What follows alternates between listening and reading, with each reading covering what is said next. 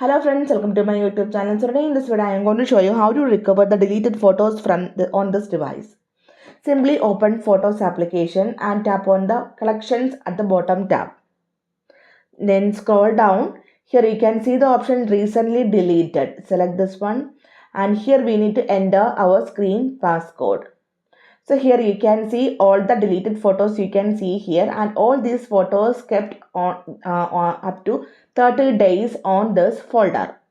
So from this folder you can permanently delete the photos, otherwise you can restore the photos also.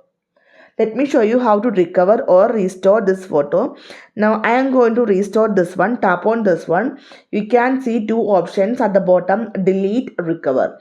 If you want to recover this one, tap on the option recover. Tap on the option recover photo. Simply you can recover this one from this deleted photos. You can see.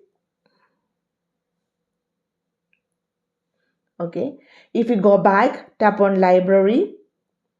So here you can see all the recovered photos you can see here. So simply in this way we can recover the deleted photos on this device. So hope you guys enjoy this video. Thank you for watching. Thank you. Bye bye.